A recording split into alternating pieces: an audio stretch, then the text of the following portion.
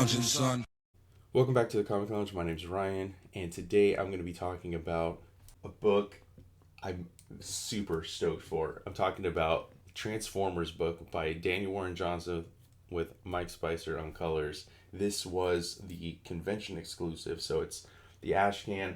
There's no dialogue, there's no words, it's all the black and white stuff. So from the minute I heard that Daniel was going to be doing Transformers, I'm like, okay, well, I guess I'm adding Transformers to my pull list. Never been a huge Transformers fan. I've definitely read the comic books over the years, whether it was the stuff at Dreamwave, whether it was the stuff at IDW. The Marvel stuff kind of escaped me. I mean, it's probably just I was a little too young when it was first coming out, but this is the one I'm excited for. Kirkman got the Transformers and G.I. Joe license, so he's now created a connected universe, the Energon universe, what he's calling it, that's also connected to his Void Rivals book. Like I said, I'm very stoked for this book. I'm so glad I was able to pick up a copy of this at San Diego Comic Con because I soak up any Daniel Warren Johnson art I can. And like I said, this is all black and white. I mean, just look at the line work, man. It's just, I almost wouldn't mind if this is a book that was kind of wordless all the time. But I mean, obviously, I would like to have it with words, but I mean, I think it reads just as well without. Something I always love. Something I always love with his work too is like all his like background work that feels so lived in. I love this too. Is this like van with this guy, his obviously it's either his friend, I'm assuming, or somebody picks him up, but like the art on the side of the van with like this wizard Gandalf, this like He-Man type character and dragon. I love that he puts that level of detail into some van art. And then we see them going into some national park. They're hiking on this trail.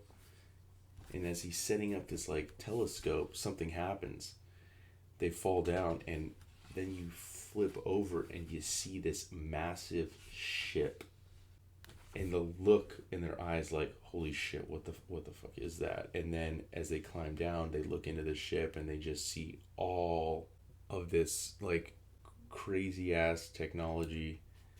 You can see right here in the corner. I didn't notice that on the first flip through, but they're standing right next to a Transformer. There's like an arm right there, Optimus Prime right there. So all these Transformers are just completely damaged, not destroyed, but like damaged, right? Just laying there. Then we flip over. I believe, again, I'm not like super versed in Transformers, but I believe this is Soundwave. I could be wrong, but Soundwave is towering over, and I love that. I mean, I'm stealing this from what Daniel Warren Johnson said, but he talks about like how sharp the lines are and how he went with a looser style. And I, going back and flipping through it after having read it, you can see that like they definitely they don't feel so straight line, so robotic. They definitely feel a little bit more alive because of that, even though they are robots. Again, like all the sounds and stuff of them moving, and the whir sound, like that's like you could hear it. You can hear the sound in your head as you're flipping through. Don't know what these will be. Obviously, like there's something spoilery, so that's why they took it out. But after having looked at this, it's such a no-brainer for Daniel Warren Johnson to do a Transformers book. Obviously, he's talked about how much he loves the property, growing up as a kid and reading those comic books, like kids of the '80s, like Transformers, G.I. Joe, Thundercats, Ninja Turtles. All that stuff is it seems like it's kind of like becoming timeless. Like the '80s, like obviously had a nostalgia kick for a while, a few years back, maybe like 10-15 years ago. And then the '90s stuff is definitely becoming in the public conscious, a lot of nostalgia for that stuff too. But it seems like Transformers are like they're still gonna hit their stride. And I love that we're gonna see a fresh take on this property and kind of like a back to basics type thing. I think this is going to be more in line with like the original '80s cartoon, as opposed to anything that came back or came after that, at least from first read. I love this shot of like Optimus Prime just punching him, dude, sending him flying. And they're just they're just chilling here, man. They don't like they haven't even been discovered. They're just witnessing all this crazy shit happen in front of them. So they're gonna be obviously our entry point into this, world of the robots in disguise. But it's kind to me like it's like with Transformers, it's kind of like when you read like a Godzilla book, King Kong. Like you want to see those kaiju like fight and duke it out. Like this is what I kind of want. This is what you want to see with Transformers. You want to see them fight. You want to see some crazy shit go down with them. But you're seeing like the opposing like they're you got them over here, you got these Transformers over here, and they're just like shooting at each other. And I love how Optimus Prime sees the gun, looks over, goes and grabs it, and then boom, like this is where it ends, and we don't. This is obviously redacted too, says to be continued. I'm sure that was another panel that they cut out.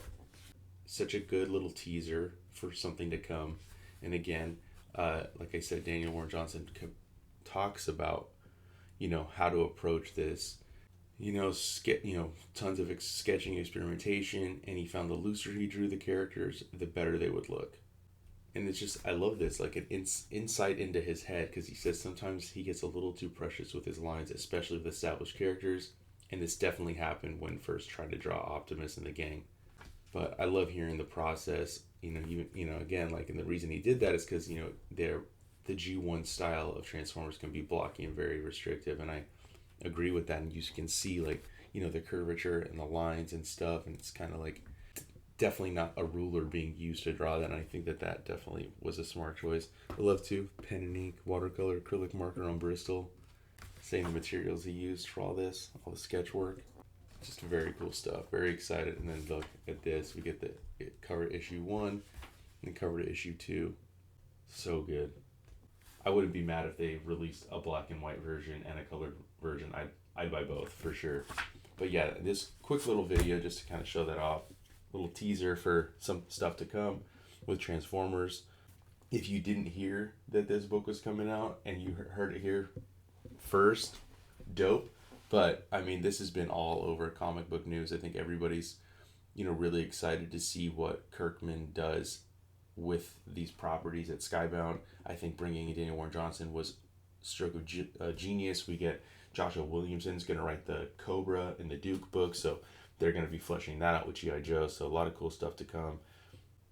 If you can score yourself a copy of this online, I'm sure it's probably expensive, but I think it's, it was definitely worth the price I paid. I don't know how much it is now, but either way, issue 1 drops in October, so you can pick that up.